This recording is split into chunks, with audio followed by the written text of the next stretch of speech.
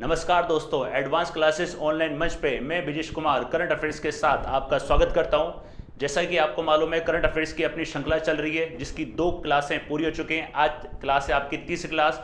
तो तैयार हो जाइए करंट अफेयर्स को नोट करने के लिए। जो भी नोट करना चाहते हैं पेन और नोटबुक साथ में रखिए। आइए देखते हैं करंट अफेयर्स के कुछ लेटेस्ट क्वेश्चन।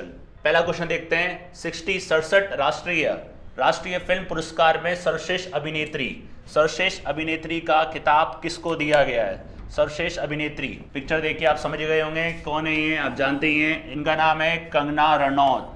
अब एक बात आपको बता दूं, जो ये 67 राष्ट्रीय फिल्म पुरस्कार हैं, ये ध्यान रखना, इसमें 2019 की मूवीज़ को, 2019 की पिक्चरों को इसके अंदर शामिल किया गया है। याद रखिएगा 2020 में ही हो नहीं पाए थे। और इसका जो प्लेस है, इसका प्लेस याद रखिएगा, इसका प्लेस है न्यू दिल्ली। हर साल ये न्यू दिल्ली में ही दिए जाते हैं, हर साल दिए जाते हैं न्यू दिल्ली में। इस बार का सर्वश्रेष्ठ अभिनेत्री का पुरस्कार जो मिला है वो मिला है कंगना रनौत को। और कंगना रनौत की जो मूवी थी, एक तो थी झांसी, आपको याद हो, मणिकर्णिका, उसके लिए, और एक मूवी एक और थी जिसका नाम था पंगा, उसके लिए इनको ये पुरस्कार दिया गया है। अब यहाँ पे बात आती है कि अभिनेता कौन था? अगर अभिनेता की बात करें, किस अभिनेता को सर्वश्रेष्ठ का पुरस्कार दिया गया है, तो अभिनेता भी आप याद रखिएगा दोस्तों। अभिनेता का नाम है एक मनोज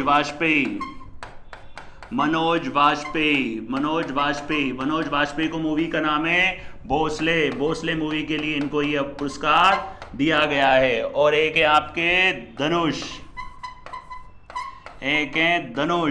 को दिया गया है तमिल मूवी के लिए। एक इनकी तमिल मूवी है, उसके लिए इनको ये पुरस्कार दिया गया है सर्वश्रेष्ठ अभिनेता का। अभिनेत्री कौन है? कंगना रनौत। और अगर आपसे मूवी के बारे में पूछे मूवी कौन सी है, तो याद रखिएगा सर्वश्रेष्ठ मूवी है मरक्कर मतलब जो ये मूवी थी, इसके एक नाम भी था lion of the Arabian sea. इसमें लिख देता हूं मैं, lion of the Arabian sea, right. तो याद रखिएगा, जो ये जो मूवी थी, ये मलयालम की मूवी थी। ये थी मलयालम मूवी में ये पुरस्कार दिया गया था। तो याद रखिएगा 67वां फिल्म पुरस्कार का आयोजन कहाँ हुआ था? दिल्ली में। सर्वश्रेष्ठ अभिनेत्री का जो दिया गया था खिताब, वो दिया गया था कंगना रनौत को। कौन सी मूवी के लिए? झांसी और पंगा के लिए। और इसके अंदर जो पुरस्कार दिए गए हैं, 2019 की मूवी के लिए इसके अंदर पुरस्कार दिए गए हैं। और सर्वश्रेष्ठ अभिनेता अगर पूछे तो मनोज वाजपेयी, मूवी ध्यान रखनी है आपको, भोसले। और एक और है धनुष, इनकी एक मूवी है तमिल की, याद रखिएगा तमिल की मूवी के लिए इनको दिया गया था। आपको केवल हिंदी वालों के लिए याद रखना है एग्जाम के लिए, राइट। अगला क्वेश्चन देखते हैं। अगला क्वेश्चन बताइए जल्दी से, अगर आपको आइडिया हो तो इसके बारे में। और अगर कोई विद्यार्थी इसका स्क्रीनशॉट लेना चाहता है तो वो आराम से स्क्रीनशॉट ले सकता है। पूरा क्वेश्चन बताने के बाद मैं थोड़ा सा साइड में हो जाऊंगा, जो विद्यार्थी स्क्रीनशॉट लेना चाहता है वो ले सकता है। बताइए जीवी रामकृष्ण कौन थे जिनका हाल ही में डेथ हो गया? तो जीवी रामकृष्ण कौन थे? नाबार्ड के अध्यक्ष, सेबी के अध्यक्ष, आरबीआई के अध्यक्ष, या फिर एसबीआई के अध्यक्ष? जैसे कि आपको यहाँ पे दिख ही रहा होगा सेबी। तो किसके अध्यक्ष थे ये? सेबी के अध्यक्ष। हाल ही में इनका देहांत हो गया था। सेबी की बात करें, इसकी फुल फॉर्म याद रखिएगा, securities exchange board of India, security exchange board of India, याद रखिएगा सेबी। और इसका मुख्यालय है मुंबई में। इसकी स्थापना ही बता देता हूं, इसकी स्थापना 1992 और इसकी वैधानिक स्थापना हुई थी 1988। याद रखिएगा इसके सेबी के बारे में। अब इसके नाबार्ड के बारे में भी ध्यान रखिएगा। नाबार्ड की फुल फॉर्म है national bank for agriculture and rural development, NABARD. इसकी फुल फॉर्म भी याद रखिएगा। देश के अंदर ग्रामीण क्षेत्र के अंदर पूरा कंट्रोल कौन देखता है? नाबार्ड की जो स्थापना हुई थी वो हुई थी 1982 में, याद रखिएगा 1982 में, राइट। और आरबीआई तो आप जानते ही हैं, रिजर्व बैंक ऑफ इंडिया, इसका मुख्यालय कहाँ है? आरबीआई का मुंबई में। सेबी क्या? स्टेट बैंक ऑफ इंडिया, इसका मुख्यालय याद रखिएगा, इसका मुख्यालय आपका मुंबई में, इसका मुख्यालय भी कहाँ है? मुंबई में। सबका मुख्यालय कहाँ है? मुंबई के अंदर, राइट, याद रखिएगा। उसके अलावा इनके अध्यक्ष भी आपको बता देता हूं, अगर आप इसको स्क्रीनशॉट लेना चाहते हैं स्क्रीनशॉट ले सकते हैं। तो इसके अध्यक्ष भी आपको बता देता हूं, देखिए इसके अध्यक्ष भी, अभी जो नाबार्ड के अध्यक्ष हैं, जो भी नाबार्ड के अध्यक्ष हैं वर्तमान में, उनका नाम ध्यान रखना, जी.के. चिंटाला। इनका नाम है जी.के. चिंटाला। और अगर सेबी के पूछें तो अजय त्यागी। सेबी के हैं अजय त्यागी। आरबीआई के गवर्नर, यहाँ पे आएंगे आरबीआई के गवर्नर, अध्यक्ष नहीं होता आरबीआई में गवर्नर, कौन है अभी? शक्तिकांत दास अभी यहाँ पे वर्तमान में गवर्नर हैं। और एसबीआई के अध्यक्ष पूछें तो याद रखिएगा दिनेश कुमार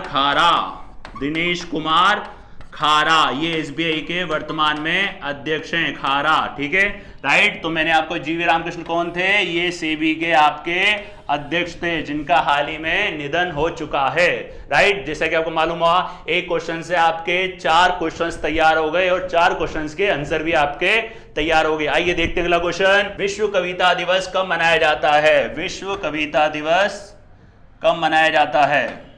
विश्व कविता दिवस कब मनाया जाता है? याद रखिएगा इसके बारे में। ये विश्व कविता दिवस कब मनाया जाता है? ये मनाया जाता है 21 मार्च को, ठीक है। विश्व कविता दिवस याद रखिएगा, ये मनाया जाता है आपका 21 मार्च को। कविता दिवस 21 मार्च को। इसको किसने शुरू करा था? यूनेस्को ने इसको शुरू करा था। कब शुरू करा था? इसको शुरू करा था 1999 में। और यूनेस्को का मुख्यालय आप लोग ध्यान रखिएगा, इसका मुख्यालय है पेरिस में, इसका मुख्यालय है पेरिस। और यूनेस्को की फुल फॉर्म याद रखिएगा, यूनाइटेड नेशन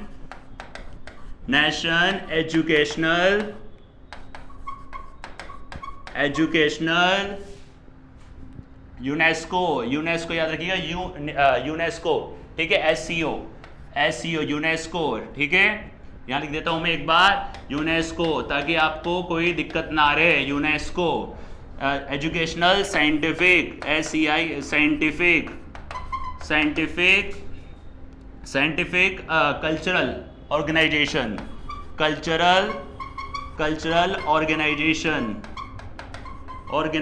ये इसकी फुल फॉर्म है। इसका याद रखिएगा पेरिस कहाँ पड़ता है आपको?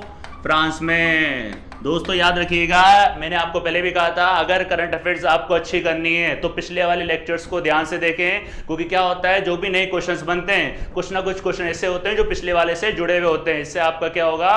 कोरिलेट अच्छा होगा। इससे आपका मतलब करंट अफेयर्स काफी आप अच्छी कर सकते हो, राइट। दोस्तों अगर जो स्क्रीनशॉट लेना चाहता है इसका स्क्रीनशॉट ले सकता है, 1 सेकंड का समय उसको दिया जाएगा, याद रखिएगा, ठीक है। याद रखिएगा यूनेस्को 21 मार्च, इसमें ध्यान रखिएगा 21 मार्च, राइट। अगला क्वेश्चन देखते हैं। अगला क्वेश्चन आ गया दोस्तों, जल्दी से बताइए अगर इसके बारे में जानते हो तो नीचे कमेंट बॉक्स में लिखिए अगर इसका आंसर आपको पता हो तो, नहीं तो अपन सॉल्व करते हैं। किस मंत्रालय द्वारा जल जीवन मिशन शुरू किया गया है? किस मंत्रालय ने जल जीवन मिशन शुरू किया है? अब आपको सबसे पहले बताना पड़ेगा जल दिवस कब मनाया जाता है। अब आप किसी ने अगर पिछले वाले लेक्चर ध्यान से देखे हो तो वो बता सकते हैं कि जल दिवस कब मनाया जाता है। बताइए जल दिवस कब मनाया जाता है?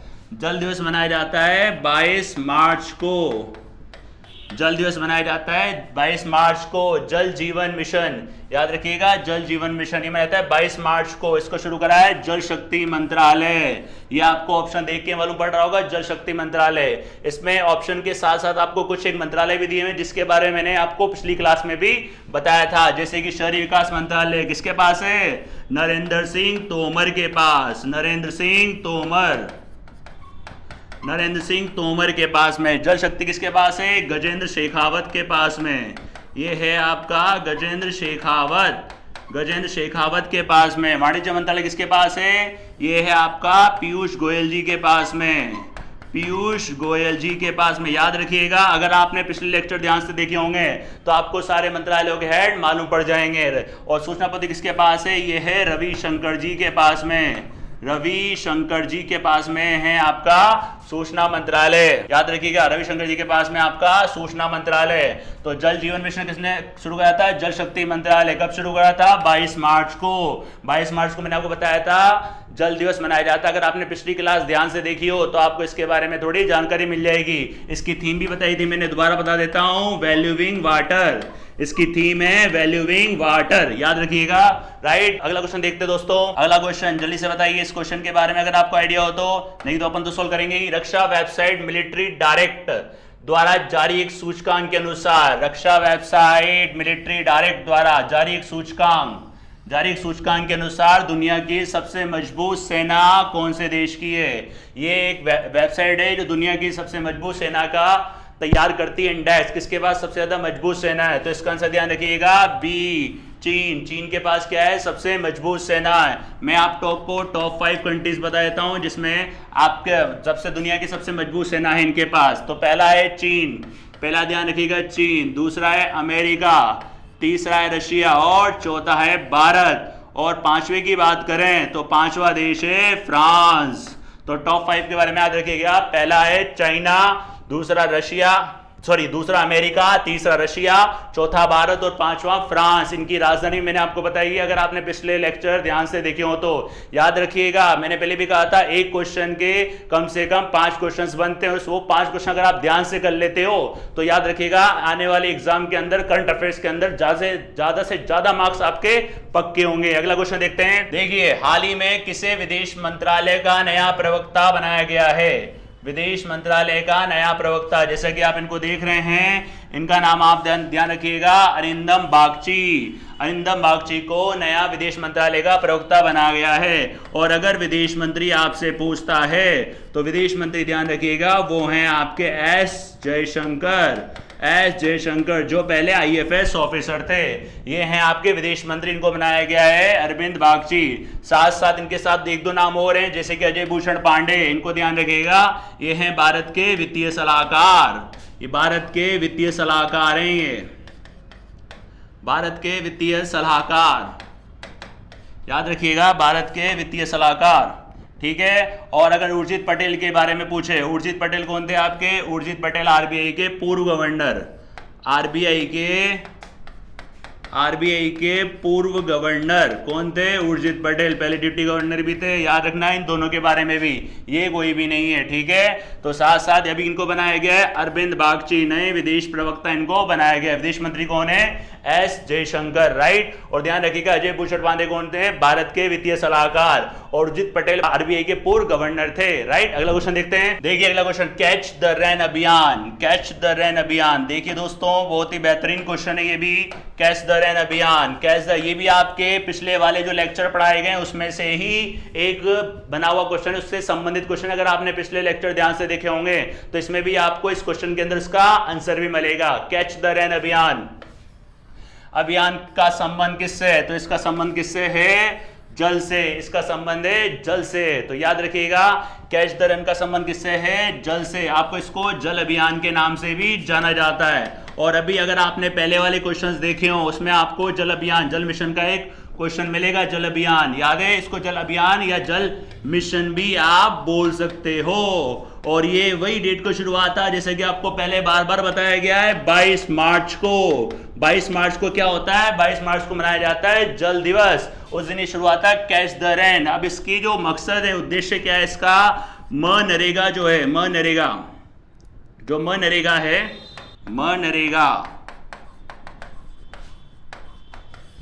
याद रखिएगा, मनरेगा, इसको मनरेगा भी बोलते हैं या इसको, और इसकी जो फुल फॉर्म है वैसे मनरेगा के नाम से भी इसको जाना जाता है। मनरेगा याद रखिएगा, मनरेगा बोलने में क्या आता है? मानरेगा, और वैसे होता है ये मनरेगा, MNERGA, ध्यान रखिएगा। वैसे बोलने में क्या आता है? मनरेगा, और वैसे इसको बोलते हैं मनरेगा होता है ये मनरेगा, याद रखिएगा मनरेगा, ठीक है। अपन बात कर रहे थे जल अभियान की, जल मिशन में मनरेगा के तहत जितना भी खर्चा होगा, मनरेगा में जितना भी खर्चा होगा, मानसून के तहत, मानसून आने तक जितना भी खर्चा होगा, तो सरकार क्या करेगी? जल संरक्षण के लिए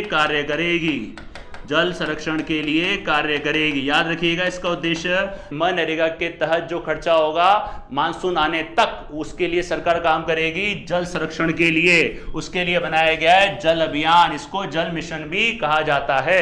तो ध्यान रखिएगा, बोलने में आता है मनरेगा और वैसे ही होता है मनरेगा। वैसे क्या होता है ये? मनरेगा, याद रखिएगा इसके प्रोनाउंसिएशन में, ठीक है, राइट। अगला क्वेश्चन देखते हैं। सागर सरहदी का संबंध कौन से क्षेत्र से है? सागर सरहदी का संबंध, हाल ही में इनका निधन हुआ है, आज ही कल में इनका निधन हुआ है। इनका संबंध किससे है? फिल्मकार, लेखक, राजनीति, वैज्ञानिक और व्यापारी। याद रखिएगा ये क्या है? फिल्मकार।